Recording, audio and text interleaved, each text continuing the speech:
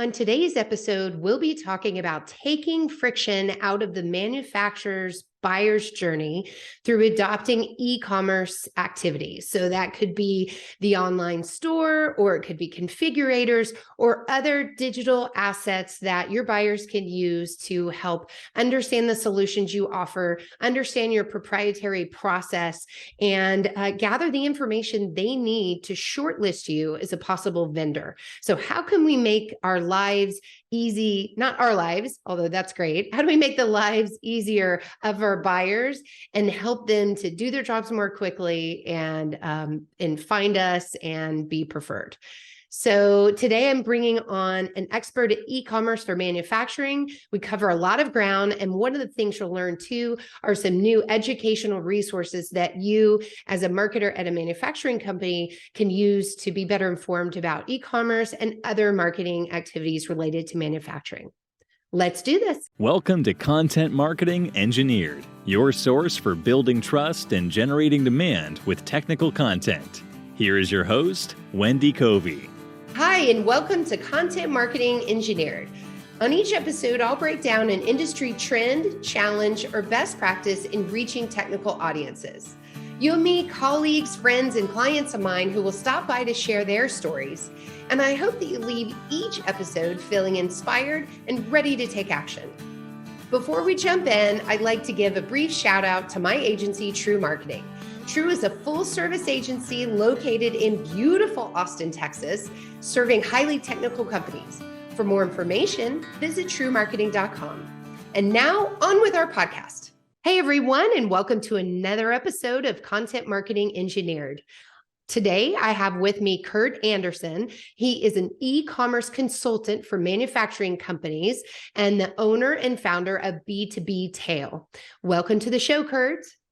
Wendy, what an absolute honor, privilege. Thank you so much. I'm just absolutely thrilled to be here with you today. Well, I am thrilled you're here as well. And between the two of us, we have a lot of energy. So get ready, folks. We're going to keep you awake. Curt, I thought the best place to start this discussion was to hear a little bit about your career progression and the early days of e-commerce and what you've seen from then to now and what attracted you to e-commerce in the first place. Sure, absolutely. I appreciate it. Well, just, you've been doing this a long time. You and I, man, we got to meet in person. How cool was that, right? We did, not too long ago. Not too long ago. And what's fast, like years ago, we've been like, oh, that's cool. We met in person. But like with COVID, it's like a whole different level of like, oh, I met this person in person.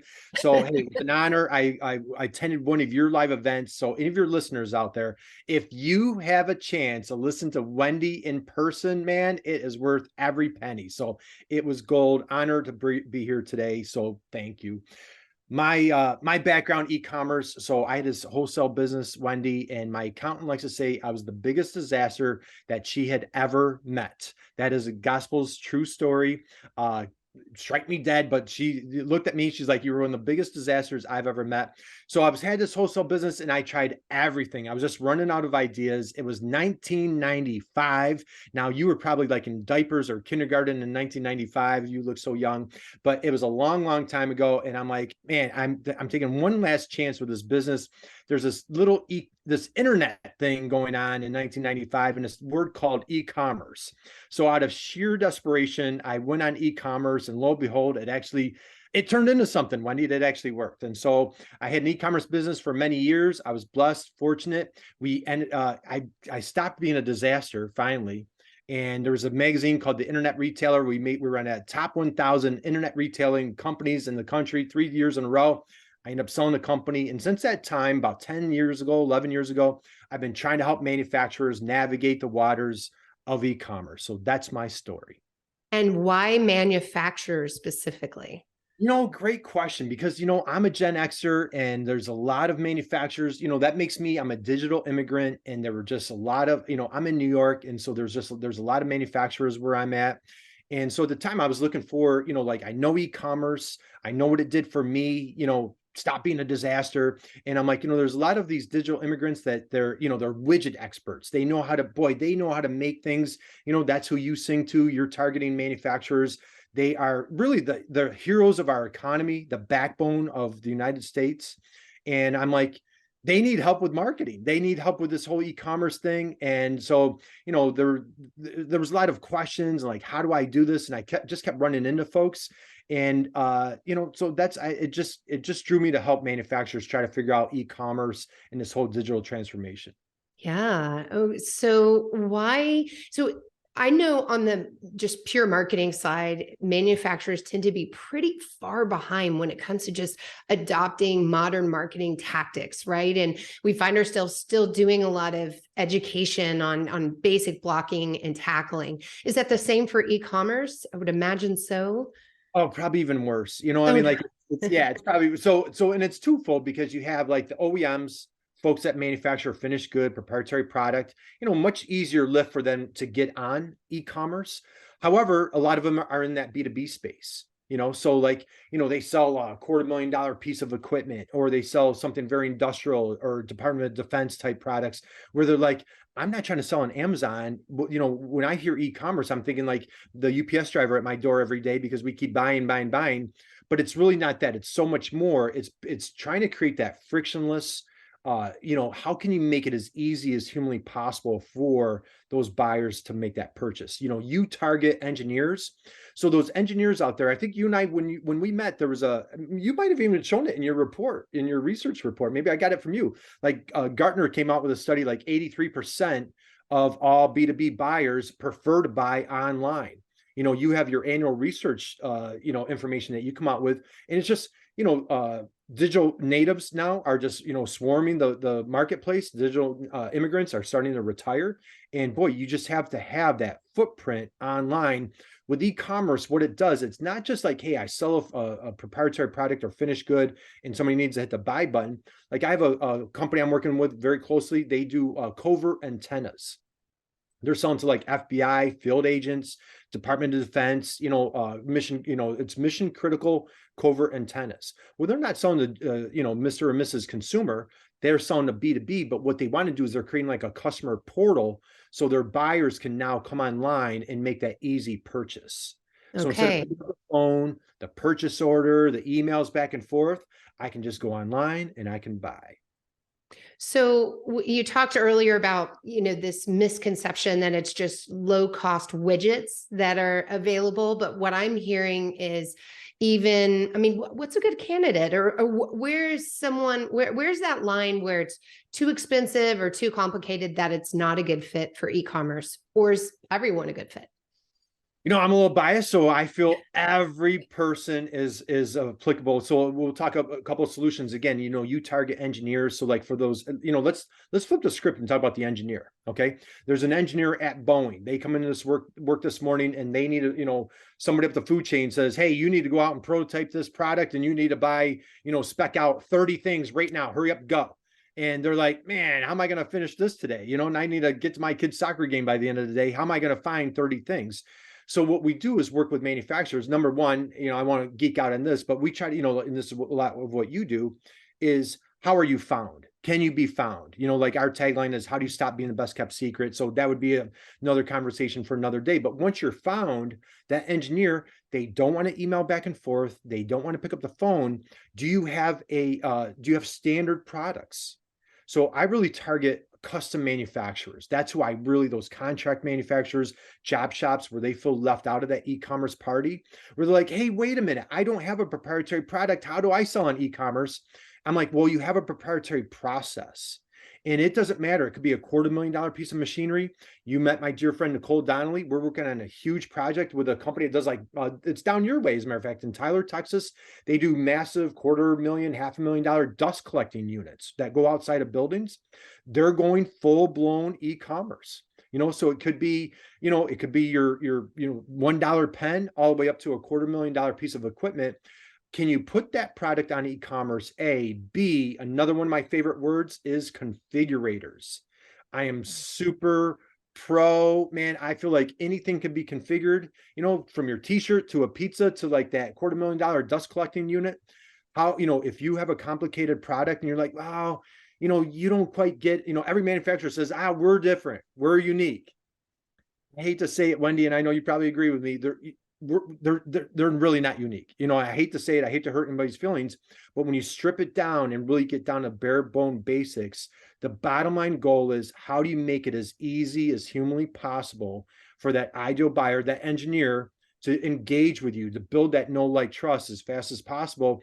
Our tagline is, how can you make that ideal buyer, allow them to make a buying decision on a Friday night at midnight without having to wait for you to open up your doors on Monday? That's a great competitive advantage, right? And you can do it right online. Your hardest working salesperson is your website right there.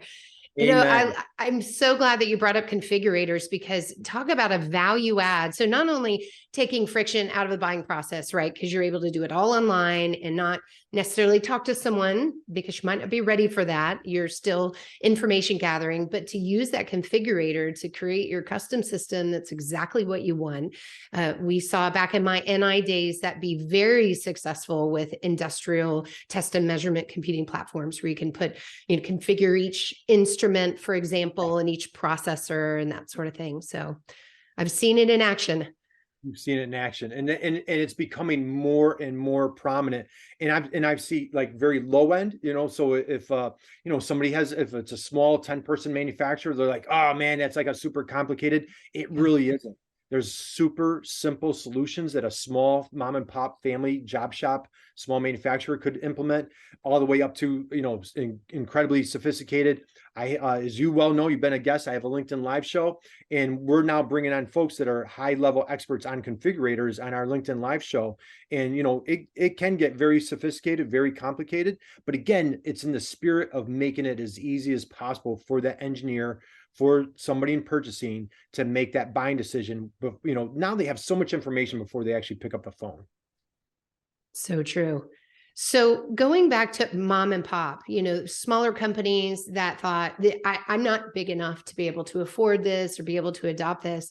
What has changed? So when I look back to 20 years ago, at the configurators that the bigger companies use, and I think about now, right, there's all this new technology. So I imagine that's been one enabler of these smaller companies being able to have access to this, I don't know, somewhat sophisticated way of, offering a buyer a path on their website.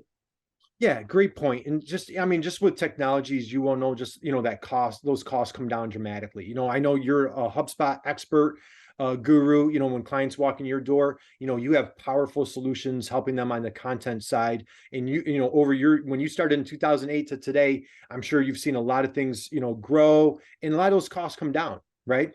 So, shopping carts, so when I'm talking either like shopping cart, dude, are we talking grocery? For e-commerce, it's called a shopping cart. So probably the most common and what most people are probably familiar with is Shopify. So like Shopify, like what costs, again, I'm kind of a dinosaur, but what costs, a significant amount of money 15, 20 years ago, like you can get online for like $20 a month. If somebody is on WordPress, which 38% of all websites are on WordPress, and say you're a manufacturer out there, like, well, hey, I'm on WordPress and I'd like to tip my toe in e-commerce. You can take a plugin, not to get complicated, but it's called WooCommerce. It's my favorite word, free. You can install WooCommerce or have your favorite designer. There's WordPress is ubiquitous. It's, there's a WordPress designer on any block. You could You could install WooCommerce, and you literally could be in that e-commerce game for little cost possible. And I find, like, with e-commerce, like, we can research, we can study, e-commerce just gets you on the playing field as soon as possible. And just like, hey, let's kick the tires and just see who's interested, who wants my product, and I know you're an SEO, you love those keyword rankings. When you niche down and you go after e-commerce, now you're creating product pages that would really speak to that buyer. And now, because manufacturers are so niche, it's not like selling commodities where there's a lot of keyword opportunities. It vastly enhances your SEO rankings. And now you can stop being the best kept secret and get found much easier. There you go. All about niching down. I'm right there with you.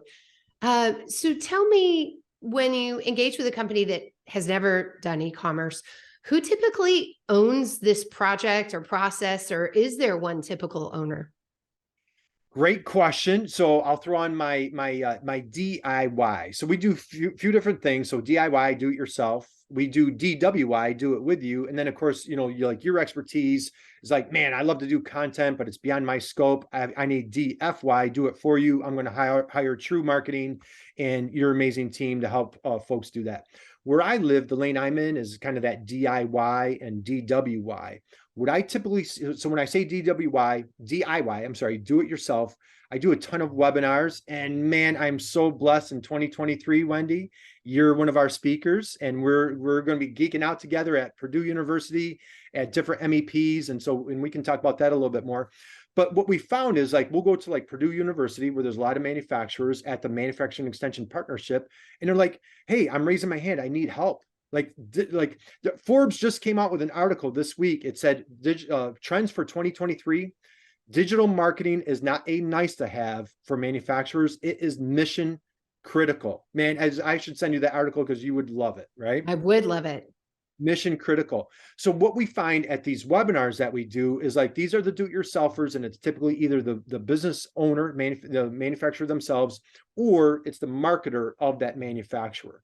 And so they'll come to the webinar. We try to get them all excited, all fired up. I call myself like I'm the crazy uncle, get your kids all sugared up at the holiday time and give them back to you, right? You remember those uncles, Wendy, right? You're like, hey, give them to my kids, will you? But what we try to do is get them really excited, fired up when they come to the DIY, the webinar. And they're like, well, I'm a little bit hungry. I want to learn a little bit more. So then what we do, we work with these manufacturing extension partnerships on training. We want to teach, and boy, is this a perfect analogy for my hostess of the mostest. We try to teach our manufacturers how to fish. And you are probably the most esteemed, awarded fisher person that I know, right? Am I close on that? Oh, we talk about, if we start talking fishing, we'll never get back on track. You know that. It's dangerous, dangerous waters there.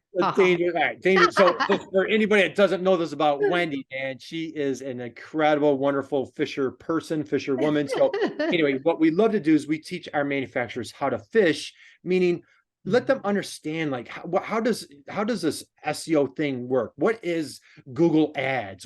How does LinkedIn? Because what I want to do is then I don't do it for you per se. So when somebody needs heavy duty marketing, that's where you and I are great friends. Where I can contact you, Wendy. Hey, man, I have this wonderful manufacturer. They want to go deep dive on content marketing, but now I'm handing you a much more educated consumer, which makes your life so much easier. It makes it better because now they're speaking your language, and now you can move the needle so much quicker for them. So that's our goal, is trying to help educate that manufacturer on what's going on in e-commerce, how does SEO work, and like what are some of these things underneath the hood. Okay. For those listening that have e-commerce today and perhaps it's owned by web or sales, so marketing is maybe siloed elsewhere. What are some ways in which you've seen marketing better support, whether it's drive traffic to e-commerce or do other campaigns to help make that effort be successful? Phenomenal question. So on the B2B side, how you and I connected, our favorite word, right? LinkedIn. So, you're like, well, wait a minute, LinkedIn and e-commerce. I'm thinking e-commerce is selling products, but it's all about those relationships, right? Especially on the B2B side, when I describe like that customer portal. So like that covert antenna company, or, like we have a ball bearing manufacturer, we have a chemical manufacturer.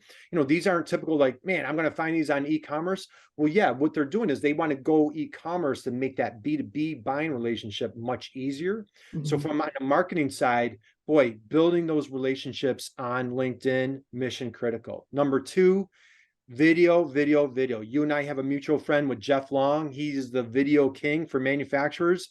Boy, couldn't encourage folks, get on video, pull out there are no excuses. Just pull out your phone. How does your product work? What are best practices for your product? What if I'm for those engineers out there that don't necessarily know your product intimately the way you know your product, stop being the best kept secret and like go through like how this product works. What are the details? What are the ingredients on the food side? What are the, if it's a circuit board, if it's 3D printing, like, be that subject matter expert. And as you all know, that's how they're going to help, their SEO rankings. That's how it's going to build that know, like, trust. So, twofold: LinkedIn, YouTube videos. Those would be like two of my top. If they're like, boy, don't overwhelm me, I just need one or two things, that's where I'd start right there. Okay. Well, I'm going back to something you said earlier about taking the friction out of this buying process. I could see a cross-functional team thinking through, okay, what are those steps? When do we want them to enter into this e-commerce experience, whether that's the configurator or the shopping area? But, you talk about Shopify, and some of those, they tend to live alongside the website, but they're not necessarily fully integrated, right? And so I think it's important for marketers to find ways to show the relationship of that information to those higher level product pages or product family pages or solutions pages. And in some cases, maybe even run campaigns about those digital experiences like a configurator, so that they make sure people know about it, they find it, but they find it at the right time. Yeah, absolutely. And again, throwing back to your area of expertise is, great ways blogging, right? Great way is blogging. So say even if somebody's on Shopify, or there's multiple, like we mentioned WooCommerce, there's BigCommerce, which is down your way in Austin, Texas. They're phenomenal. They're a great solution for B2B relationships. Magento, which is purchased by Adobe, that's for super high level. It's kind of the Lexus, if you were, whatever your high end, Lamborghini, so, wherever the particular client is budget wise on that food chain, or wherever they want to get started. Yeah. Now, if they're on WordPress, that is a blog per se, right? It's content management. It's a CMS, content management system, if you will, or software rather. And, so that is a blog. You can blog right with your e-commerce. Shopify, BigCommerce, they have a blog, within the shopping cart. I don't always necessarily, encourage that. I know you're huge on HubSpot. You can marry HubSpot, and you can be putting out all your content on HubSpot and marry that with your Shopify store. On your blogging, again, like aligning with an expert like yourself, is like, hey, we do CNC machine parts for turbine engines. So create like the official resource guide on CNC machine parts for turbine engines. And you create that, real meaty, juicy blog post, and you can embed it with your product pages. You can have those links from HubSpot going back to Shopify. So I don't know if I'm getting too No, I think that's right? Perfect. So a lot of just cross-linking and calls to action to make sure that when you're thinking of that, not just writing that blog post, but forgetting that, okay, we have a call to action directly to the store, and let's make sure to help them find that. So, yeah. Absolutely. And I like with you, with your public speaking and like your podcast here, like, what I really, and I've been following you for many years. I've been a fan of True. We connected a long time ago on LinkedIn, but just, finally met this year. And the big thing is, what I view is you're the educator. You're really adamant, and you're just a fierce educator, dedicating, serving your clients to help them win, right? And I think as manufacturers, if we take that same approach that you're going to be speaking at Purdue this year, and aligning with different universities, if we, as manufacturers, thrown on their marketing hat, and it's a little bit different climate where, like, in the past, they didn't have to think about this, like, hey, let's go to a trade show. Hey, let's go send, our sales rep on the road, and we're going to drum up some business. What I encourage you to think about now is dedicate yourself to be that servant leader. Be that educator. And even like the engineer might be absolutely brilliant, smartest engineer on the planet, but they don't know your specific process the way you know your process. And if you could just make that engineer, there's a tagline: win the engineer, you win the sale, right? So if you could just really dedicate yourself, like, hey, engineer, I know there's probably like 50 different components that are going on this one thing that you're making. I'm going to make your life as easy as possible with this one component. You can worry about the other 49, but boy, I've got your back on this one, and I'm going to provide how-to videos. I'm going to provide, resource guides, blogs. I'm going to send you links back to my product pages with pricing. So you don't need to I want to make this as easy as possible for you. Because I want a great relationship with you. Yeah. I think the more, when you think of it that way, it just makes it like, boy, it's when someone says, hey, you need to go create content, you need a blog, you're like, oh man, I'm not going to do that. But if we dedicate ourselves to making other people's lives easier, now it's not creating content. We're just trying to help other people win.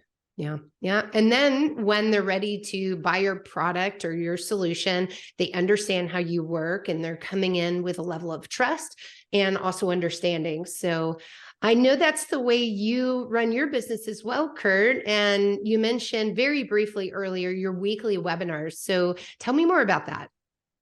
Yeah, thank you, Wendy. So we do a couple LinkedIn Lives. You've been a guest, and what an honor, privilege. And so what we do is we bring in high level, wonderful, amazing folks in manufacturing. We had the founder of Reebok. We've had the founder of, I don't know if I can say this word, Big Ass Fans, Kerry Smith, the founder of Big Ass Fans.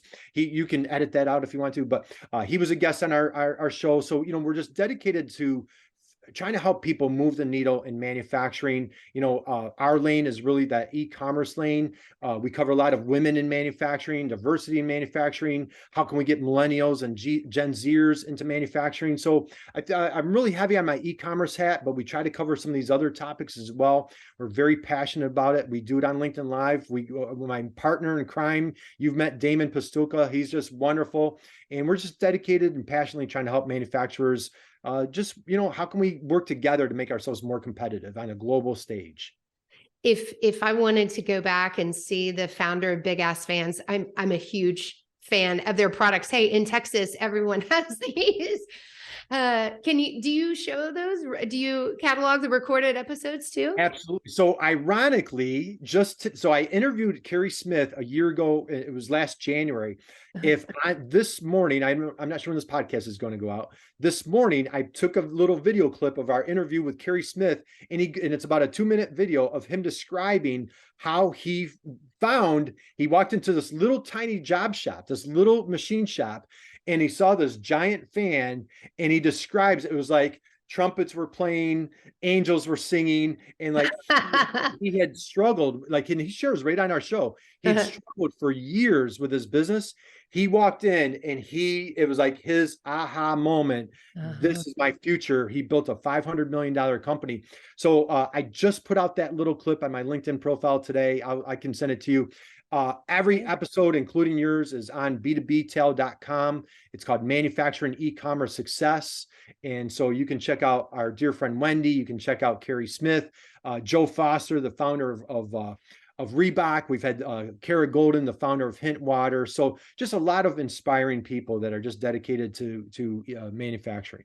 Great. Well, thank you for taking the time to put that show together. And I can't wait to go find that episode. I'll send it over to you. Awesome. What parting advice do you have for those listening that are thinking of adding e-commerce or some sort of digital experience to enhance their website? Where do they start? Yeah, great question. You and we're huge fans of I'm going to throw a little plug out to the Manufacturing Extension Partnerships. So it's MEP, Manufacturing Extension Partnerships. There's an MEP in all 50 states. Okay.